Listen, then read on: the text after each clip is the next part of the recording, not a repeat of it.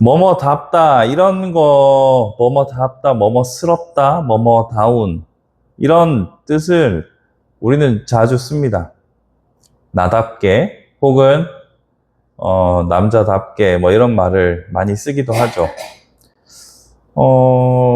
우리는 특별히 하나님의 백성으로 성도이기에 성도다운, 성도답게, 크리스천답게라는 표현을 자주 듣기도 하고 자주 쓰기도 합니다.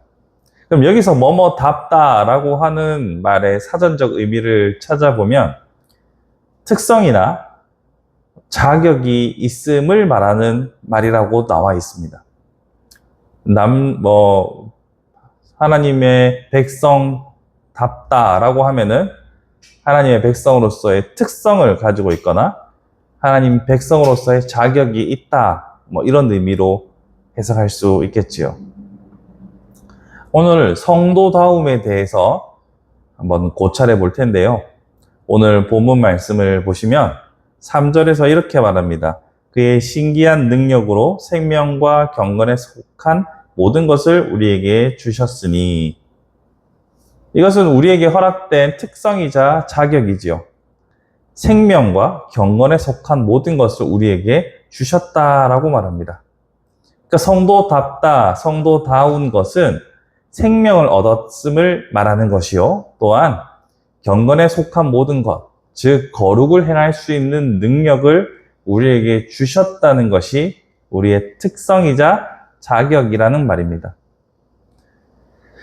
이러한 생명과 또 거룩이라는 것이 사실 손에 잘 와닿지 않을 수도 있지만 우리는 누구나 다 죽음을 향해 달려가는 사람들이지 않습니까?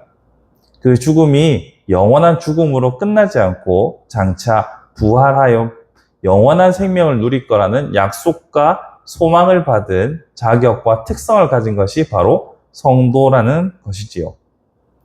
또한 경건에 속한 모든 것, 즉 거룩을 행할 수 있는 능력이 우리는 전에 없었어요. 우리가 아무리 선한 의도를 가졌다 하더라도 늘 제가 말씀드리지만 이기심이 한 방울 혹은 두 방울씩 섞여서 정말 순수한 아가페적인 사랑은 우리에게서 찾아볼 수가 없습니다.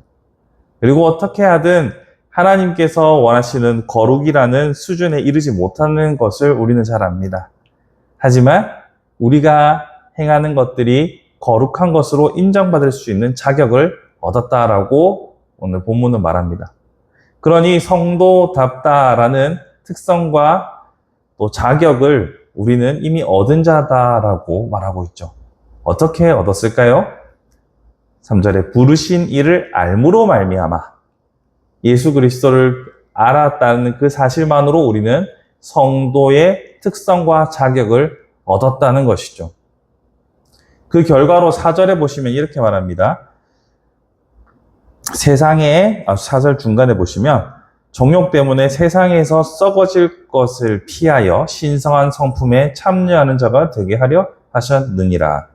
썩어질 것을 피하게 하셨고, 죽어서든 혹은 이 땅에 있어서도 무가치한 것으로 우리가 썩어질 것을 피하게 하셨고, 신성한 성품에 참여하게 하였다. 즉 하나님의 생명에 참여하게 되는 복을 얻게 된 겁니다.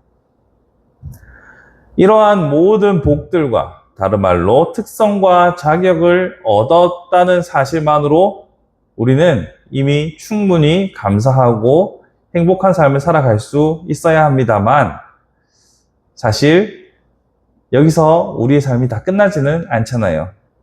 우리가 예수 그리스도를 믿었다는 사실로 기뻐하고 감격해하긴 하지만 일상의 삶은 계속되고 우리에게 주어진 숙제들은 여전히 남아있고, 무엇보다 중요한 것은 여전히 우리는 죄악의 본성을 가지고서 악한 삶을 서슴없이 살아가는 데 문제가 있습니다.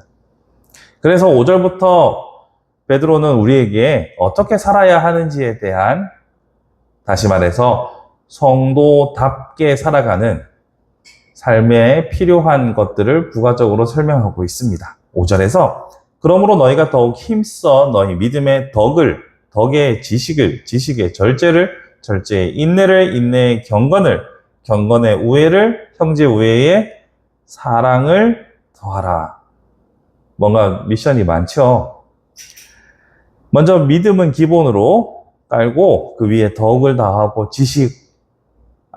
지식도 더하고 절제도 하고 사랑을 더해야만 우리가 성도다움을 지키며 살아갈 수 있다라고 말하고 있는 겁니다. 이런 절차들을 보면 아이고 복잡하다, 뭐가 이렇게 많노 싶을 수도 있지만 또 따지고 보면 다 연결되는 말들이라는 것을 압니다. 알아야 뭘 믿죠. 지식이 필요합니다. 거기다가 또 이 지식이 있다고 해서 다가 아니고 우리의 욕망을 또한 절제할 수 있어야 하고 그 절제를 하려면 인내가 필요하죠. 보통 인내 가지고 보통 마음 가지고 절제하는 것이 쉽습니까? 이렇게 절제가 쉬우면 인내하는 것이 어렵지 않으면 다이어트 약은 팔리지 않을 겁니다. 거기다가 경건을 더하고 사랑을 더하라고 여러 가지 말씀을 우리가 보고 있지만 이 말들은 대부분 직관적으로 이게 뭘 말하는지 대략적으로 우리가 파악하는데 크게 어려움은 없습니다. 그런데 제가 읽다가 보니 5절에서 믿음의 덕의 지식을 이라고 말할 때 이 덕이라는 것이 쉽게 이렇게 딱 와닿지 않더라고요. 이때 여러분 덕을 보시면 뭐가 생각나십니까? 이 덕이라는 것이 조금 어렵습니다. 왜 어렵냐면요. 생각해 보시면 지식이라는 것은 우리가 어차피 하나님의 말씀을 기초로 하나님을 아는 지식이라는 것을 쉽게 연상할 수 있고 인내나 절제는 구체적으로 어떠한 행동인지 우리가 쉽게 연상할 수 있습니다. 하지만 덕이라는 것은요. 좀 시대마다 약간씩 기준점이 달라요. 조선시대의 덕과 1950년대 한국전쟁 전후로에서의 덕은 조금은 다를 겁니다. 그리고 더 나아가서 오늘날 한국 사회에서의 덕과 과거의 덕은 다를 수 있습니다. 저 사람은 참 도덕적이라고 할 때도 도덕의 기준도 시대마다 조금씩 다릅니다. 옛날 여자를 바라보던 시선과 오늘날 여자를 바라보던 시선을 극명하게 보여주는 한 TV 방송을 봤거든요.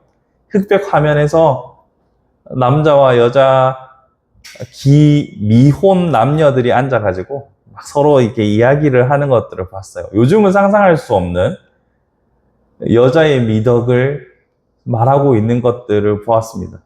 그게 80년대 초반 방송인가 그렇더라고요. 그로부터 40여 년이 지난 지금 그때 당시에 사람들이 말하던 남녀 관계에서 덕과 오늘의 덕은 완전히 다르잖아요. 그러니 다른 말씀들보다 이 덕이라는 것을 우리가 한번 짚고 넘어가야겠다라는 생각이 들었어요. 과연 이 덕은 뭘까?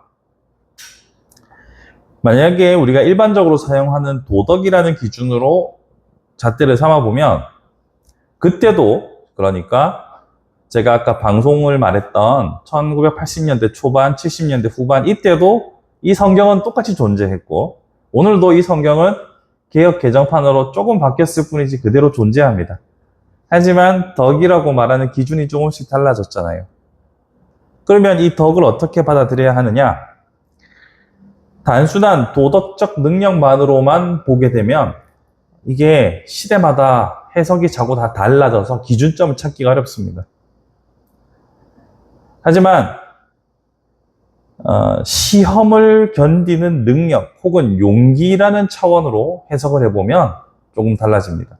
이건 제 말이 아니고 제가 성경 원어 사전에서 나와 있는 해석을 가져온 거거든요. 도덕적 능력이라고도 이 덕을 표현하기도 하고 또 다른 한편으로는 시험을 견디는 능력 혹은 용기라고도 설명하고 있습니다. 즉 덕이라는 것은 우리가 가지고 있는 가치를 공격하는 모든 시련들을 이겨내는 능력 혹은 용기라고 우리가 이해할 수 있는 겁니다. 좀 더 쉽게 해볼까요? 여기서 믿음의 덕의 지식의 절제를 이걸 다른 말로 너희 믿음의 용기의 지식을 라고 이해하면 조금 더 쉬울 수 있습니다. 덕인데 어떤 덕이냐면 시험을 견디는 용기, 능력이다라고 이해하시면 조금은 더 쉬울 수 있다는 거죠. 이 용기라는 것은 사실 참 주관적인 언어일 수도 있습니다만 우리가 한번은 살펴봐야 할 중요한 단어입니다. 왜냐하면 이 용기의 차원에서는 예수님도 포함되거든요. 자, 이게 무슨 말인지 한번 보겠습니다. 이 덕이 있다라고 우리가 보통 말할 때는 그 사람의 성품이나 인격을 말하잖아요. 예수님께서 보여주셨던 그 성품을 따라가면 우리는 덕이 있는 사람이 되겠죠. 근데 예수님의 인격을, 삶을 따라가다 보면 죽음을 앞두고 예수께서는 엄청난 용기를 내셨다는 것을 알게 됩니다. 예수님께서 잡히시기 전에 기도하실 때 보면 이 잔을 내게서 옮겨 주소서라고 하나님께 기도합니다. 즉, 인간적으로 그것이 얼마나 고통스럽고 힘든 일이라는 것을 아시고 두려웠던 거죠. 그럼에도 불구하고 용기를 내어 그 길을 택하시고 하나님의 뜻에 자신을 맡깁니다. 그러니까 예수님의 성품을 따라가면 자연스럽게 용기도 나오는 거예요. 즉, 예수를 따라가다 보면 용기 있는 결단을 내리는 것이 성도다움의 중요한 축이다라는 것을 깨닫게 됩니다. 예수께서도 그렇게 용기 있는 결정을 하셨고 우리도 그런 용기 있는 결정을 하는 자가 되어야 한다는 겁니다. 자, 그런데 이 용기가 제가 조금 주관적이고 복잡하다고 했던 게 뭐냐면요. 용기라는 것은 집단적으로 나타날 때도 있고 개인적으로 요구될 때도 있습니다.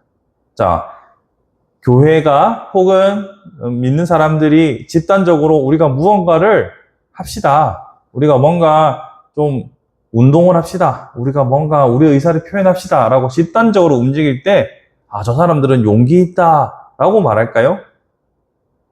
그렇게 말할 수도 있습니다만 사실 그때 필요한 용기는 양으로 치면 그렇게 크지 않습니다. 분위기라는 게 있고 동료의식이라는 게 있어서 몰려가는 거에는 그다지 큰 용기가 필요하지 않을 수 있습니다. 하지만 개인적인 결단에 따른 행동은 큰 용기가 필요합니다.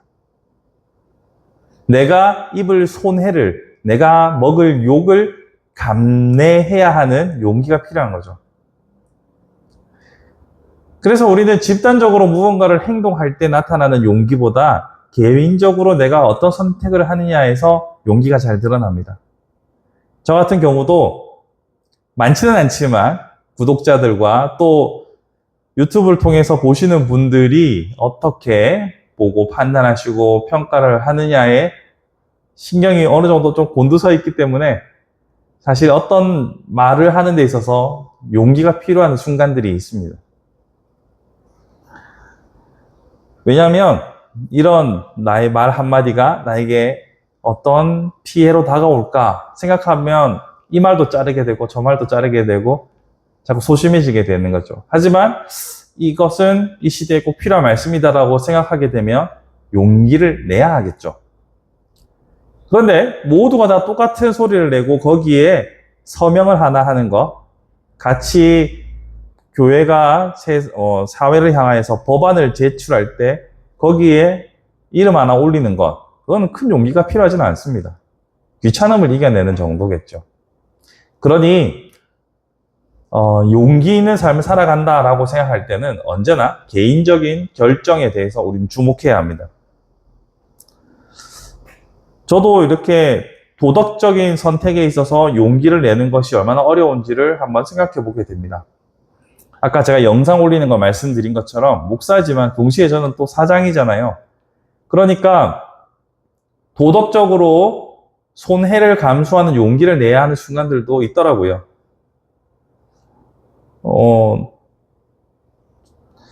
조금 사업적 손해를 감수해야 할 때, 도덕적으로는 옳기에 사업적으로 손해를 감수해야 할 때는 반드시 용기와 결단이 필요합니다. 도덕적 삶이 성도에게 요구되는 만큼 우리는 때로는 손해를 결심해야 하는 용기를 내야 하는 순간들이 반드시 오게 되어 있습니다. 그 순간순간마다 용기를 내는 삶을 사는 것이 성도다움인 거죠.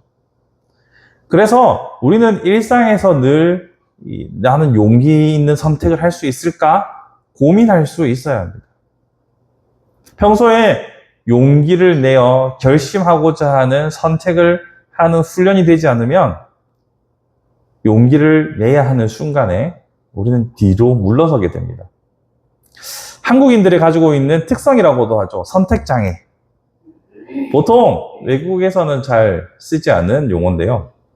선택장애라고 늘 타자에 의해 의견들을 수렴하는 습관이 되어 있는 한국 사회에서는 선택장애가 참 많습니다. 이걸 할까 저걸 할까. 같이 간 친구한테 물어보고 친구가 뭐 해줘야 좀 마음이 놓이고. 외국은 그런 거 없습니다. 뭐 타인의 제가 아는 많은 사람들의 경우에는 누군가의 어드바이스를 통해서 결정을 하려고 하는 성향은 많이 없습니다. 근데 한국 사회에서는 좀 그게 유독 강하죠. 선택장애가 오는 것처럼 우리가 평소에 우리의 패션에 대한 혹은 어떤 아이템에 대한 확신이 있으면 선택장애가 잘 없을 것처럼 평소에 우리가 신앙에 대한 용기에 대한 생각이 확고하면 우리가 용기를 내야 하는 순간에 주저함을 덜 할 수 있습니다.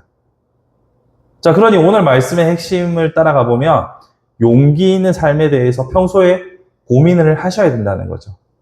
내가 손해를 입더라도 내가 욕을 좀 먹더라도 하나님께서 원하시는 바를 이루기 위해서는 결심을 하고자 하는 마음의 준비가 되어 있어야만 우리가 용기를 내어 선택할 수 있는 겁니다. 그리고 그러한 용기를 낼 수 있는 기초에는 예수 그리스도의 삶을 따라가는, 예수 그리스도의 삶을 이해하는 지식이 필요합니다. 예수께서도 그리하셨기에 나도 그리한다. 이게 바로 본문에 나타나는 지식입니다. 그러니 우리는 덕을 이루기 위해서 용기에 대해서 한 번 더 생각해 볼 뿐만 아니라 예수 그리스도를 더욱더 깊이 이해하고 묵상하는 훈련이 되어야 결정적 순간에 용기를 통하여 성도다움을 실천할 수 있는 겁니다. 조금 복잡하지만 그렇게 복잡한 건 아니에요. 한번 정리해 볼까요?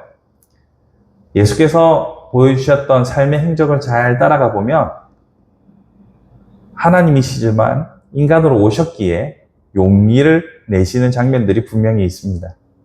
그리고 우리의 삶에서도 용기가 요구되는 순간들이 반드시 있을 겁니다.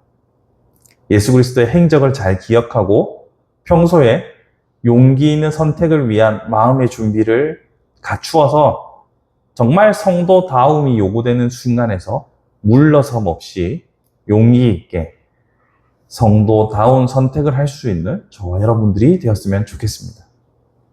특별히 이 나라의 많은 교회들이 용기 있는 결단보다는 합리적인 포장이 씌워진 선택을 하는 경우가 참 많습니다.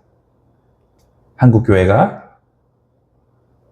성도들이, 개개인들이 용기 있는 선택을 할 수 있는, 깨어있는, 또 지식이 있는 성도들이 될 수 있기를 간절히 소망해 봅니다.